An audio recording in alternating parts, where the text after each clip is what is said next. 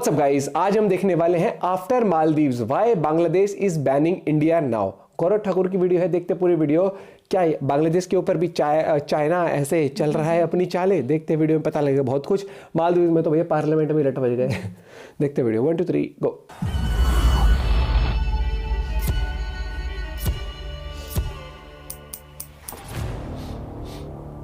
क्यों बांग्लादेश इंडिया का एक और सबसे बड़ा रीजनल एलाय अब इंडिया को बॉयकॉट कर रहा है?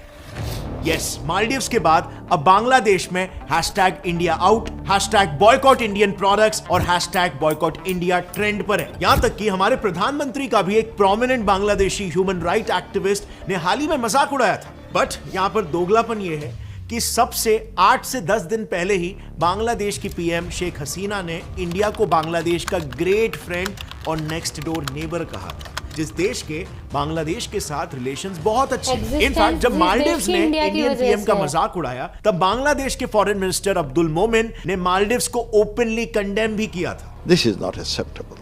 Are you condemning it? Of course we do. And not just this, Bangladeshi foreign ministers भी हमेशा इंडिया की तारीफ ही करते रहते हैं। We believe, we are very proud of India. It is because of the leadership of Prime Minister Modi. तो फिर इन 10 दिनों में ऐसा क्या हुआ कि बांग्लादेश के सुर एकदम से बदल गए और वो इंडिया को बॉयकॉट करने लगे?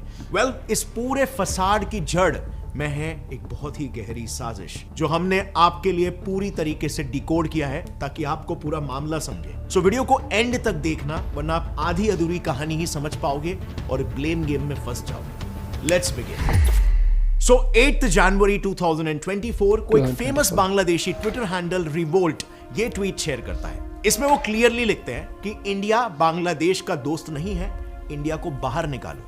इस पोस्ट के बाद अगले कई दिनों तक ये channel anti India tweets post करते रहता है। इनफैक्ट 18 जनवरी को #बॉयकॉट इंडियन प्रोडक्ट्स कैंपेन भी यही सेम चैनल शुरू करता है। अब इस रिवोल्ट चैनल का नाम ना याद रखना, क्योंकि ये एंटी इंडिया कॉन्स्पिरेसी से कैसे जुड़ा हुआ है ये मैं आपको कुछ ही वक्त में बताऊंगा। अब इस रिवोल्ट चैनल के इंडिया आउट कैंपेन को शुरू करते ही कई प्रोमिनेंट बांग्लादेशीज भी सिमिलर पोस्ट करके इस कैंपेन में जुड़ने लगे और इस ट्रेंड में बांग्लादेश के आर्मी के कर्नल से लेकर बड़े बड़े ह्यूमन राइट एक्टिविस्ट तक शामिल हो गए। और फिर कुछ ही दिनों में इन प्रोमिनेंट फेसेस को इस कैंपेन में जुड़ता हुआ देख आम बांग्लादेशीज भी इन्फ्लुएंस हो गए और वो इंडिया आउट सिस्टम बना दिया और इवेंचुअली बांग्लादेश में मालदीव्स की ही तरह ये ट्रेंड करने लग गया। लेकिन जैसे मैंने शुरू में भी कहा था कि कंफ्यूजिंग बात तो यह है कि कुछ ही 8 से 10 दिन पहले उनके पीएम ने इंडिया को ग्रेट फ्रेंड बताया था। Well, you know, India is a great friend of Bangladesh, so India we consider our next door neighbor. और उनके फॉरेन मिनिस्टर ने भी इंडिया के सपोर्ट में मालदीव्स को कंडेम किया था। Honorable Prime Minister of India.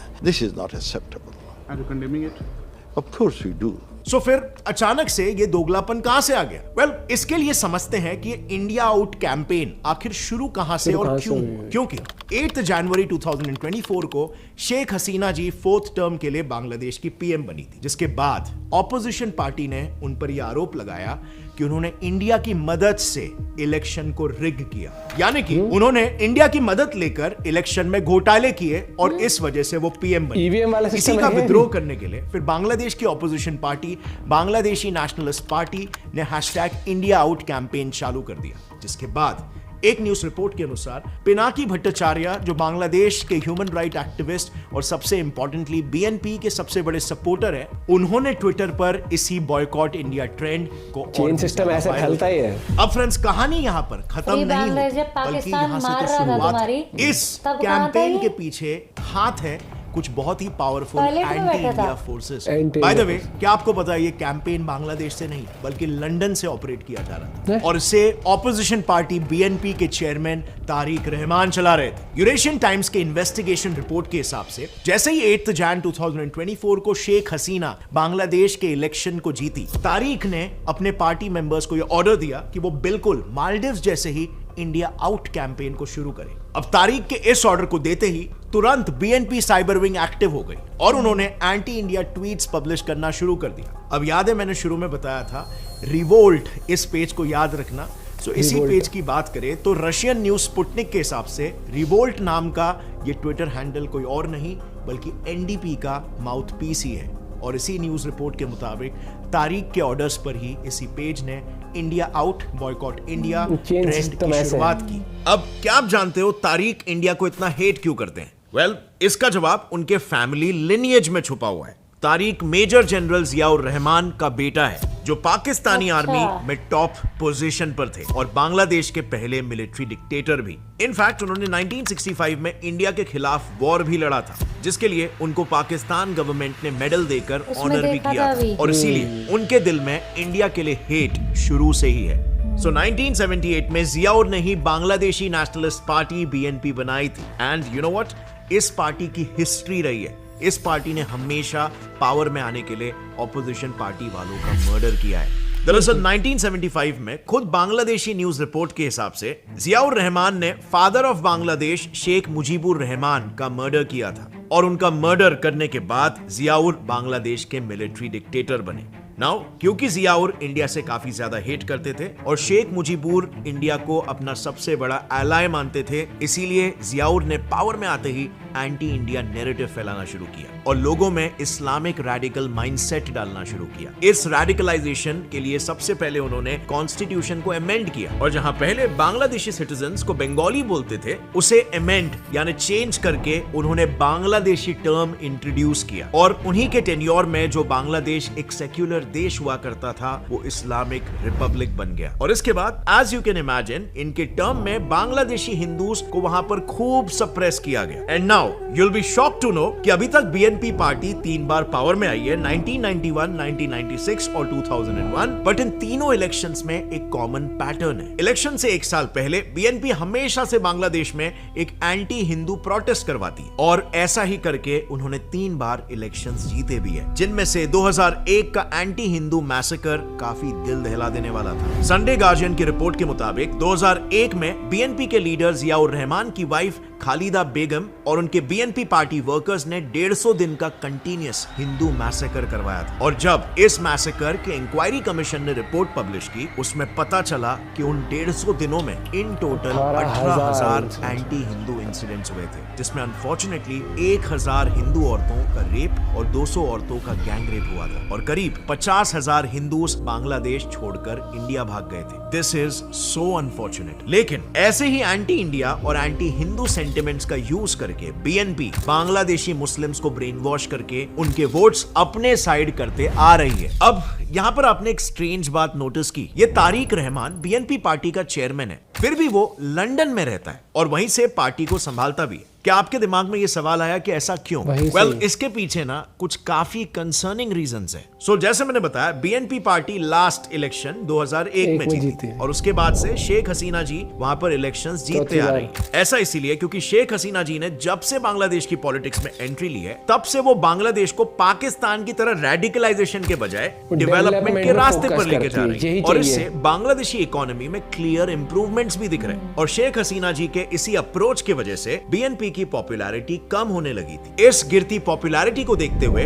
2004 में तारिक ने हसीना जी पर एक असैसिनेशन अटैक प्लान किया। हुआ कुछ यूं, 21 अगस्त 2004 में शेख हसीना जी बांग्लादेश के एक सिटी में एंटी टेररिज्म को लेकर स्पीच दे रही थी। तभी तारिक और उसके 19 साथियों ने हसीना पर कई हैंड ग्रेनेड्स फेंके। इस अटैक में हसीना जी इंज्योर हो गई और उन्हें पार्शियल हियरिंग लॉस हो गया, पर वो इस अटैक से जैसे तैसे करके बच गई। लेकिन अनफॉर्चुनेटली इसमें उनके पार्टी के 24 लोग मारे गए और लगभग 500 लोग बुरी तरह से घायल हो गए। इस टेररिस्ट अटैक के लिए ढाका कोर्ट ने यह वर्डिक्ट दिया कि तारिक ने हरकत उल जिहाद अल इस्लामी, इस टेररिस्ट ऑर्गेनाइजेशन के साथ मिलकर यह पूरा टेररिस्ट अटैक प्लान किया था, और तारिक ही इस अटैक का मास्टरमाइंड था। और इस क्राइम के लिए कोर्ट ने तारिक को लाइफ इम्प्रिजनमेंट की भी सजा सुनाई। ये सजा डिक्लेयर होते ही तारिक लंदन भाग गया। इनफैक्ट इसी टेररिस्ट अटैक के बाद US कोर्ट ने बांग्लादेश नेशनलिस्ट पार्टी को टेररिस्ट ऑर्गेनाइजेशन डिक्लेयर कर दी, लेकिन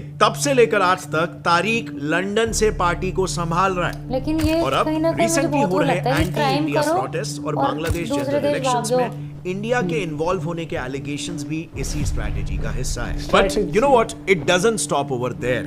बांग्लादेशी न्यूज मीडिया के रिपोर्ट्स के अनुसार तारिक तो सिर्फ फेस है। इस पूरे एंटी इंडिया नैरेटिव फैलाने की साजिश और भी गहराई तक जाती है। इस एंटी इंडिया कैंपेन के पीछे at the very root Pakistan का भी इन्वॉल्वमेंट है, जो बांग्लादेश को वापस से ईस्ट पाकिस्तान बनाना चाहता है। So renowned Bangladeshi news agency daily Sun के रिपोर्ट के मुताबिक Tariq Pakistani secret agency ISI के प्रिस्क्रिप्शन पर BNP पार्टी चला रहा है। इस रिपोर्ट के मुताबिक जब भी तारिक को कोई भी पॉलिटिकल या पार्टी रिलेटेड डिसीजंस लेना होता है तो वो ISI को कॉल करके उनसे सलाह मशवरा करके ही डिसीजन लेता है। इसका प्रूफ देते हुए डेली सन ने बताया कि 2019 बांग्लादेश इलेक्शन में BNP पार्टी ने सीधे सीधे ISI प्रेफर्ड 300 कैंडिडेट्स को ही इलेक्शन के टिकट्स दिए थे। Can you believe this? Directly ISI उनके कैंडिडेट्स चुनती है।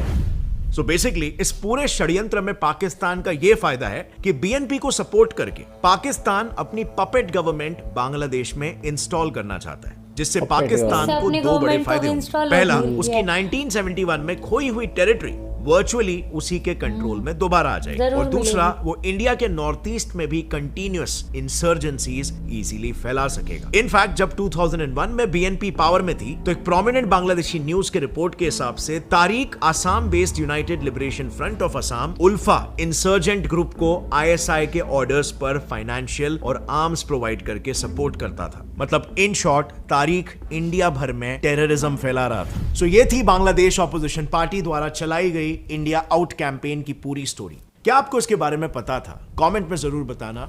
बेसिकली इस वीडियो से मुझे ये मैसेज कम्युनिकेट करना था कि इससे हम साफ समझ सकते हैं कि हमारे नेबरहुड कंट्रीज में फ्रेंडली सरकार होना हमारे देश की नेशनल सिक्योरिटी के लिए कितना इंपॉर्टेंट है।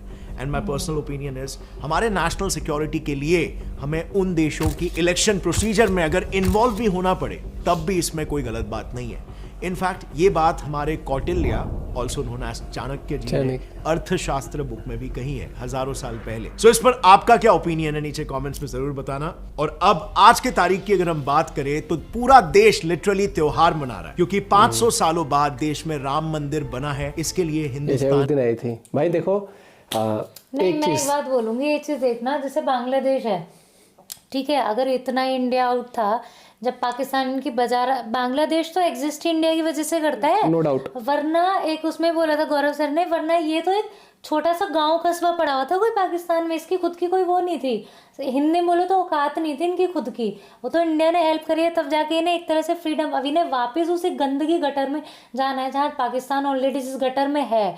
वही है ना कि डेवलपमेंट की तरफ नहीं जाना। हम तो अभी तक तो हम उसमें जमीन के नीचे थे, अब हम और खोद के गटर में घुसेंगे। इनकी तो वो वाली बात हो गई। और मुझे सबसे गंदा ये लगता है कि क्राइम करो और भाग जाओ, और US UK ऐसी ऐसी जगह चले जाओ। जब असाइलम नहीं देना चाहिए कंट्रीज को, नहीं देना चाहिए। हाँ, ये उनको वहाँ पे गुद्दी पकड़ के कहते हैं ले बेटा, अगर ये वहाँ का वांटेड है ना, अगर ये वहाँ से आया है तो ये तो बहुत ज्यादा हुआ है, क्योंकि तुम्हारा तो सिटीजन है भी नहीं वो। नहीं, एक चीज बताओ, उस हिसाब से तो ओसामा ने वहाँ किसने कराया था, वो जो WTC पे कराया था, हाँ ओसामा, ठीक है, उस हिसाब से तो अगर वो वहाँ क्राइम करके तो वो तो वहाँ के लिए वांटेड हुआ ना, पाक के लिए तो वांटेड नहीं हुआ। उस हिसाब से तो वो सही रह रहा था फिर वहाँ पे, समझ रहे हैं। अगर फिर US किस बेस पे बोल देता है कि पाकिस्तान में मिला था, मिला था तो मिला था। तो ये तो बहुत ही, मतलब मेरे को बहुत बड़ी वो लगती है कि आगे, और ऐसा नहीं है कि तुम लोग वहाँ इनको अगर एकोमोडेशन दे भी रहे हो तो तुम्हारे बहुत अच्छे हो जाएंगे, टाइम आने में बजाएंगे वो तुम्हारी। एक चीज अच्छी लगी मुझे वहाँ के लोगों की, कि लोग अब उस पार्टी को वोट नहीं दे रहे, लोग भी समझदार हो चुके हैं वहाँ पर काफी लोग। लेकिन कुछ लोग वही हर जगह, जैसे भारत में भी कुछ लोग हैं ना जो माइंडसेट अलग रखते हैं, वैसे वहां भी देखा कि वो कितनी जल्दी वो कैंपेन चालू कर दी और लोग शेयर करने लग गए। डेवलपमेंट फोकस होना चाहिए। आज मोदी गवर्नमेंट काम कर रही है डेवलपमेंट पे। नहीं, मैंने एक चीज देखी है, लोग ना कभी भी इंडिया, अमेरिका या इजराइल की, भाई वो अपनी डेवलपमेंट, ये जैसे UAE अपने डेवलपमेंट पे फोकस हो गया, आज वो देश कहाँ है, इस चीज़ से वो नहीं करते। कुछ देश, अच्छा पाकिस्तान ये गंदगी करके गटर में जा रहा है, हम भी जाएंगे पीछे पीछे। कुछ देश ऐसे चल रहे हैं। कुछ लीडर्स जो होते हैं ना, लोग यही नहीं समझते, कुछ पार्टी के लीडर्स या कुछ लोग इलेक्शन में आना चाहते हैं ना, लोगों की भलाई के लिए नहीं, अपने फायदे के लिए, अपनी जेब भरने के लिए। और वो मुझे तारीख दिखता है साफ, जो इस कौन सी पार्टी का था, BNP का था, किस पार्टी का था वो कुछ। तो इसलिए मुझे लगता है कि इसलिए कहते हैं जागरूक बनो और सोच समझ के वोट दो, सोच समझ के अपना पॉइंट ऑफ व्यू रखो कि भैया कौन आपके फायदे के लिए है। क्योंकि आज आप देखोगे कि ये इसकी सोच ऐसी है, तो भाई आज तो सोच है, लेकिन आगे जाके जब आपकी पीढ़ी आएगी, आपके बच्चे आएंगे, जब उनकी जनरेशन आएगी, तो क्या आपको लगता है वो देश रहने लायक रह जाएगा? देखना ये कभी खुद तो देखो लंदन में है, जब इसके बाल बच्चे मजे ले रहा है, लाइफ जी रहा है अपनी, पैसे ISI का कनेक्शन भी तो बता दिया ISI से वो है, ठीक है। एक चीज बताना, जो ये सब करते हैं जिहाद है, इसमें एक पॉलिटिशियन या एक किसी इसका ISI वाले का किसी का भी एक की भी औलाद बता देना, वो है ना भुट्टो का कौन है वो, सब बाहर पढ़ते हैं, सब बाहर मजे पढ़ते लेते हैं हैं आराम से ऐसे लेविश लाइफ जीते हैं और और आपकी यहाँ शादी वो बेवकूफ करते बना हैं, के यहाँ तो कभी आता वो नहीं इससे सोचते हैं ना कि आम आदमी को बेवकूफ बना लो। ये लोग तो बिल्कुल, कुछ पार्टीज है ना, मुझे लगता है कि जैसे इंडिया में आप समझ रहे हो ना, लोग अब समझ रहे डेवलपमेंट चाहिए भैया, हमें देश की सुरक्षा चाहिए, डेवलपमेंट चाहिए। सिलेंडर 10 रुपए सस्ता महंगा करके कुछ नहीं होगा। सरकार आज 10 रुपए सस्ता कर देगी सरकार की तिजोरी में से उस चीज की भरपाई करके, लेकिन जब रशिया ही चीजें पेट्रोल अगर महंगा दे रहा होगा आगे से, तो सरकार कब तक अपनी तिजोरी खाली करेगी? जब तिजोरी खाली कर देगी तो फिर सड़कों में मिलेंगे आपको गड्ढे, या गड्ढों में सड़कें, ऐसे ही चलेगा फिर। ना देश तरक्की कर पाएगा फिर, ना आपको फिर बड़ी बड़ी कंपनियां इंडिया में आएंगी। जब वो सड़कों में गड्ढे होंगे तो बड़ी कंपनियां इंडिया में आके क्यों अपना दिमाग वेस्ट करना चाहिए कि सामान आना है, रॉ मटेरियल आना, गड्ढों में से हमारे ट्रक जाएंगे। मैंने एक चीज देखी है, कुछ देश जैसे टर्की हो गया, बांग्लादेश हो गया, ठीक है, पाकिस्तान, तो उसे तो मैं देश ही कंसीडर नहीं करता, तो लाला की दुकान है, ठीक है भाई, बहुत बड़े वो है, ये क्या कहते हैं, एहसान फरामोश, देख ले, समझ रहे हैं। मिलते हैं आपसे वीडियो के साथ, बाय बाय, टेक केयर।